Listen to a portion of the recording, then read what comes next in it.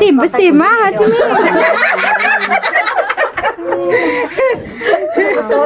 ไปกันเลยเมื่อไหร่โดนคัดก็คู่เอ๋คู่สันน้อยน้อยนะลืมเสียแล้วก็ตัวไอ้เด้อเราลืมเสียกูใช่ไหมหนาวมึงป้าขวาวกูร้านนี้น้องเกิดร้านเห็นสนอนไปร้านหรือโจมร้านสนอนเอ๊ะก้นสนอนแต่ก็อีกวยไปยังไม่บ่าอะไรจ้ะจงมันนอนแต่บ่าอะไรแมนกับบ่าบายแมนบ่แมนกับบ้าเป็นม.1พ่อแม่น่ะเชื่อไพ่กับที่ไพ่เอาที่จุดหัวกันนะหมดหนึ่งนี่นะถ้าจุดจะปุ๋ยหนอจะโอ้ไปเนี่ยจะโอนนี่กูลืมแต่ได้หนอสักนิดหน่อยนี่มันหักมาขายมัน เดี๋ยว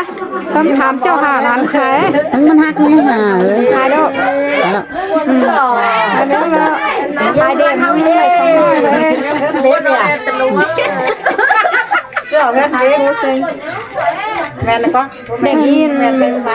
ร้านเอา730ได้เอาเมื่อเดือน10ม้วนกาแฟจากมาได้ทางรวงไฟไฟกับจุดหัวมันโทษเหรอเรือนเฮาหลอดสาเรือนเฮานักแท้ตึงแทนทางรวงกับเนื้อเน่าน่ะนะเรือนเฮาขอรวมนะเพื่อนกูกระดาษก้อนใหญ่นี่อันเอบ๊อบหลอดเลยคู่น้อยเท่าเก่งลืมถอยเราก็บอกมาลืมเสร็จแล้วก็คิดค่ะคิดเอาเลี้ยงนะแมวเสียเลี้ยงตอนมีกี่เบียร์730เขาได้คนขอชื่อนะก็เกี่ยวนะอีนะมีกี่เบียร์เจอขางไหมกันเนอะสำหรับวันนัวเจอวันนัวแล้วเหรอจะเอาปลิวมานี่มวย เดี๋ยวมาเคยกันนะเอาเวียมันเจ้าหัวซ้อนมึงสักก่อนตัวบ้านข้างล่างนี่เจ้าโตเอามากี่เนาะแล้วหัวพลัดนะนะทั้งนั้น ตัวบ้านมีกี่เนอะแฮ่ที่ไปท้ายฝืนอันทีนี้ที่นี่เนี่ยป้าไม่ขี่ก็ไปกับพี่ก็ไปกับไม่เนอะอัญญาบาต้องบอกไตนึงเมื่อแบนกล้วยก็ไปกับไม่ถุยไตแบ่งเข่งดีไต้มันไม่ได้คู่กับดีนะมันสุขภาพไม่ได้มันไปแกหาปอกกูหนังมันแบนกวงดีเนาะมาเนาะโอ้ยนอนได้เนาะปอกกูน่ะเป็นแกนกันเลยได้มาเป็นดินนั่นเนาะปัจจิแบนออกมาเลย เป็นกรวนอยู่เป็นอนาเฮ็ดปัวนั่นแหละแบนออกมานั่นเนาะเฮ็ดปัวแต่มันออกกวงดินมาแต่ละมันแบนตะกอกขึ้นเนาะปากปากกุ้ยว่ามีปัจจัยปากแบนของดีนะมาเลยกว่าเป็นแกนเนาะเป็นแกนมันมาแบบเป็นกล้วยอยู่เต้นดินล่ะนั่นหลังมันทุกกวงดินเป็นแบบตะกองดีแล้วมาบ้านแต่กล้วยวันไหนพ่อวันนี้เป็นกล้วยตะกอนต้องไปพ่อมาฟังที่แบนกล้วยมันจะเอาไปพ่อไปเจน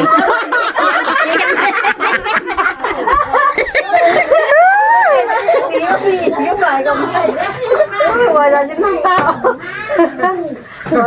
ชิดแต่แล้วมันไปไปบ้านบอลมันก็มาเสียเจนนั่นป้อมันจะชี้นะมันเห็นสั่งเด็กฮานอนกูกะ2-3เรารู้ไม่รู้กะไอ้ที่มากจะต้องเสียน้ำมันเดียวที่ไปเลยก้อนเลยกูไปบ้ามันบูฟ้ามันเกิดเสียงมันมาไปจังมาพ่อเลี้ยงเนี่ยสี่จะมันเลยสี่ปักมาเรียนนั่นน่ะเอาสุกรอกรอกันกว่าจังมันที่เรียนจังมันที่โตก็เห็นจังสิ้นเจ้าเจนก้นสีกันที่ไหนเห็นโกนสีกันที่มาโตเจ้าที่บ้านเสริมกับผู้ชูอันนี้จีมาซีมาได้ก็จีมาซีก็เติ้งชิ้นหนังบานป้านเลยเติ้งจีมันจะบอกเลยเติ้งจังไม่เราให้เขาเราต้องกินเห็นใช่ไหมไปคุยกัน2 คนนะโอ้ยมันนอนเห็นกันเจ้าสุดขนาดนะแคมพูดเลย สลินเนี่ยมึงไป โอ้มาแล้วเดี๋ยวหลงมาแล้วดิช่วงงานนะกับเมื่อตอนนี้ดิ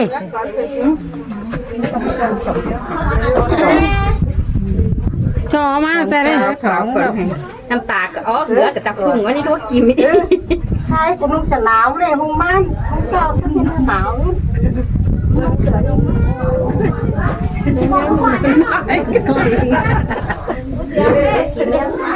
มีได้เลยมีได้ที่ทายมาบุกเกิดที่บ้านเด็กเจ้าเป็นไงมาเจ้า ถ้าสองคนสาวซับจะกันได้กัน สี่กันต้นสีต้นมัวบอกเอาเจ้าไปท้ายมันมาเริ่มเลยนกจิ๊กเลยนกจีสีต้นเต้นต้นสีต้นมัวร้องว่าเจ้าก็สูง เจ้าก็ว่าสู้แล้ววะ มันสูงเจ้าสูง โอ้ใครเกิดสู่ได้ใครกายมันสู่ได้ไป งานยังเอาอี ทางมานี่ เบี่ยงเข่าแม่น่ะแม่เบี่ยงเข่าก็แม่ขึ้นเลยสังว่าก็เลยเขาฟัดเข่าแม่ ขันข่าวฉันจะไปฉี่เป็นเนี้ย ตามกันอยู่แน่นอนนี่กันพวกเด็กสิว่า คนผัดเข่าสีกันนี่ป่ะ ก็เท่าจีกันมันก็ล้นเท่าผู้ล้นแน่ ไปตามเลยตามกันไปยุ่งจะ เราจะมาฉีกันนั้นมันล้นฉีมาเท่าเล่นมันโกน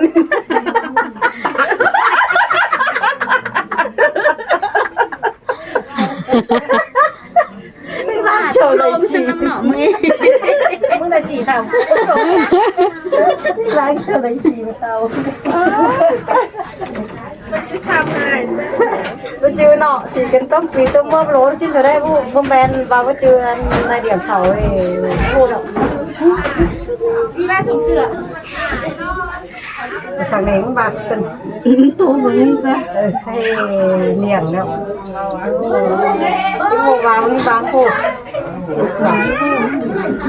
มึงถึงนั่งจูดมึงดูไทยหาหูแก่ มึงหาตายมึงหาแก้วเนี่ยมึงเอาเสน่ห์กว่าเอาบูนี่กว่าเอาอีมาเอาท้ายเอาแก้วร่อยได้ไหม มึงหูแก่นั่นเองแก่เสื้อเกือบมาแม่แก่กะหาพี่ตีนเดียวหมันซ่ามาสั่นก็สั่งดิว่า ไม่เป็นแต่แรงที่พูดได้พูดแต่แรงจ้อยคอยจังแง่ถึง โอ้โหใครมันเหนียวมาสัตว์ เราแก่ได้บ้านนกจิกนกสีกันต้มปีต้มมะโล้นี่นะมาเชื่อของเยอะบ้านหลังที่บ้านบ้าน สบายเลยหลังจ้า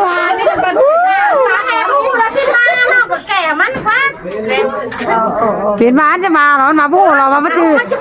มาเรียงเข่ากูกระบู้หรอชินจันมา เนาะให้แรงเนาะพูดละร้อยหินมาถ่ายแก่มันใครมาไหม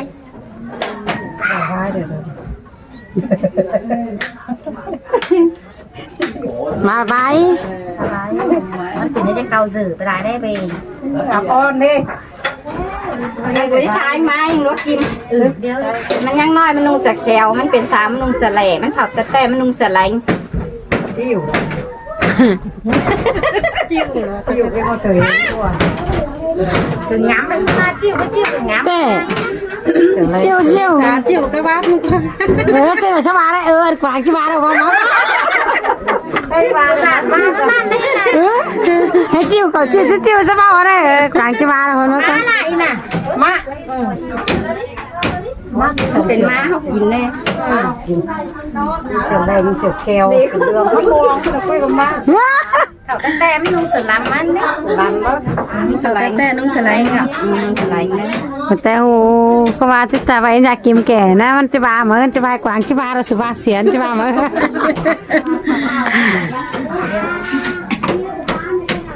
โย่งามทางเลยนะ โอ้เหรอ อยู่บ้านเจ้าวัน ถ้าเจ้าแล้วบ่มี บ้านเจ้าจ้าเอ๋ไม่ได้ไหนยังน้อยนะตาจ้าแก้วมันแสดงเจ้าแต่แต่แสดงไงเจอฮะใบถืออ๋อแก่อ๋อเป็น มาอีทายหายหูกเดียวใครพูดกว่าน่ะ พูดตลอด ไหนเนาะหายจากบ่มีมันจะอยู่ไหนที่นั่นนะ จะสมัย ง่ายๆเขากินสุกเพื่อนะมะเอือด เมื่อนั่นก็เป็นที่นั่นบ้า ยังน้อยเก๋มันจะมันอยากมันแดดของมันตั้งหลายเนาะว่า ตาเต็ม เรื่องน้องมันให้กินถือจะไม่ได้เลยปลาเนาะปลาสมัยมันจะมันจะเจี๊ยบ ใช่ในเต่าโดดท้ายนะมาไม่สนใครเอาไปเย็นละมันก็แก่ จ๋าท้ายจ๋าแก่ก็ เจ้าตะนายละ ไข่มันนังมางแต่ยังเห็นเงินไหลๆเท่านั้นเนาะนังมางนังเรียนถ่ายแต่ยังเห็นดีๆ ตับเนี่ยกะตับก็ปลาร้าเป็นโซนก้นไปเสียทูปากไข่อีกแล้ว ใครว่าไปถึงคนที่แม่น่ะ จ้าง ไข่ขีดจานไปเสียทูเสียแล้ว ไอ้รู้ได้นอก หมา อาจารย์จะรู้แล้วหรอขนาดไปเสื้อเราคำเด่นไผ่เนาะให้นอนไป แล้วเนี่ยถ่ายในเสื้อนอนมาใครเนาะว่าเสียทูนะ ยังไม่ได้แล่เรียนถ่ายมาบ้างยังลืมเล่ขึ้นมาเลย ฉันว่าสวยไม่ พูดทางเน้นนะ เอาเรา เก่งอ่อนสองของพวกอยู่ที่บ้านเลย เป็นป้าหนึ่ง ป้า ป้าแค่นอนสองปอมปุ๊บเฮ้ยเนอะฟันนี่ท้ายฟันนี่เนอะพี่น้องเนอะกันตอนแรกเนอะเฮ้ยท้าไปท้ายไปป้ายหรอกยัดไม่เห็นนะเนี่ย ใช่มันยุกตา ใกล้ยาวกัน ว่าสองห้องอีกว่าว้าก็ยินทักเตือว่าสองห้อง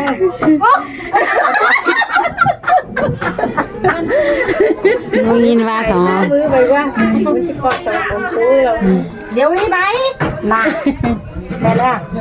หนาที่มาเนี่ยเรามาดิ ถ้ามันมาอยู่สิป่ะ หนานะ หนา จะได้อิ่มเท่าไหร่อิ่มมันยิ่งแบบแต่หูเดียว แม่สั่งมันดิ แต่หูเราอยากกินมือมันก็ได้ปอมปูนะปอมหน้าไม่กี่ปอมแล้วหน้ามีสองปอมมาอีก เนาะ เห็นยังมาว่าหลายคน เบ้อกูบ้าสมันถุย ฟ้อน แน่ น้ำไหลนี่นะว่า เดี๋ยวกูหาน้ำไหลกว่า ฟ้อนเลย ยันเนอะหลานจูด อ่านกูจะบาสิเนาะ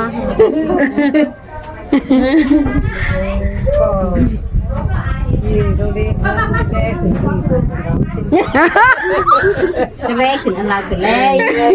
เดี๋ยวที่นี่แหละกันเลยมันจะมาว่าเจ้าเล็กกี่การก็ได้แจ่มแล้วจีกันเลยนะก็ใช่เดี๋ยวรอกันนะ อันบาย แรงนะไปเฮ้ได้ ก็ช่วยกูที่ดอนนี่อย่างเดียวเดียวเลย ใครจะจ้าเม็ดมาหาแก่แม่เดียวเฮ้ยกันต่อแล้วดิ แรงกันไหน ว่าแกก็เนี่ยกู ไอ้ วัน สุว่าเขาดิ ว่ากู จะ แต่ สั่ง ก็ เลย แต่ว่ากูแต่ บ้านหนาเด้อพ่อแมนพ่อแมนจะ จ้า ทำนี่ กาสีหาแม่ป้าชูด้วยมาหาแก่แม่ป้าเดียว บ้าน ชื่อนี่ ส่งของปู ภาษาสมัยสนัยนะแต่ก็มาจากน้องแม่น้องแม่น่ะ แม่แม่ละ ให้มาถึงบ้านก่อนปูบ้านแต่รอบ้าอยู่ได้ก่อนเห็นหนาเขาเลย มาชื่อ แล้วจือ นี่น่าเถอะแกว่างั้นเราตลาดนี่ได้มาเอ็ม บ้านเดี๋ยวพวกแกเกินแค่สองห้องไม่ใช่เลยมาทองเลยนะ นี่ป้ามาแขนเอาสองปอมปูน่ะ เอาหวยนี่แรกว่าเลย มาชื่อ มาเจอทั้งคำพูดดูทั้งหมดจ้าสิ ใช่ใบหัวเลยเอ้หัวเลย แกหาไอ้หัวเราได้น่ะเดี๋ยวแกเจ้าได้ปฏิญาณมัน สั่งนี่เนาะลุงพูนะ นี่คือหูเลยนะนี่ฟันนี่ได้ผัดที่แก่อะไรนะพี่น้องเนอะฟันนี่แต่ที่แก่อะไรนี่ได้บ้าแม่นนี่ อันยุ่งน่ะเขา ย้ำลงเสือย้ำมันป้าก็ออมสองปอมปูก็ปอมปูนี่ชาเล่เลยมองงอนแก่อะไรเลยนี่เธอแก่อะไรนะ บ้า ไม่ได้กว่าอันนี้กัดสินดากัดสินดาว้ายนี่หายจังมันแก่เลยลบเลยแม่แก่เลยเหนียวแก่เลยเกิดกระตัวเลยจิ้ว จิ้วแม่ พูดเป็นว่ากันจนแต่ครบสมองพูดนี่เลย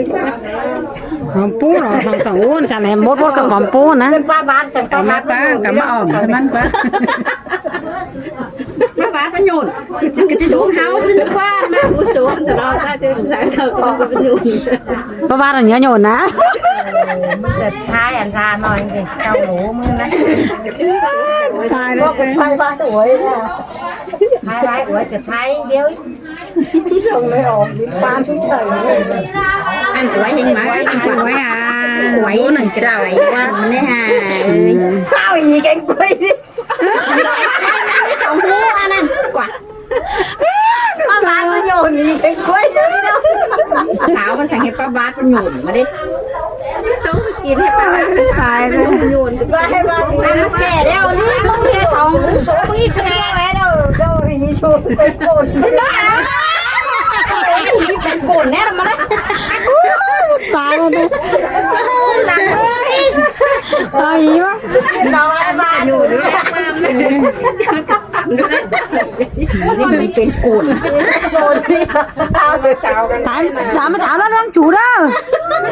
ตัวไม้อวยมันหนอกสิมันคุย เรื่องจูมอดไข่ เรื่องจุยแต่เจ้าปีเจ้าน้องเนาะพี่น้องเอ้ยเหนือแห่ง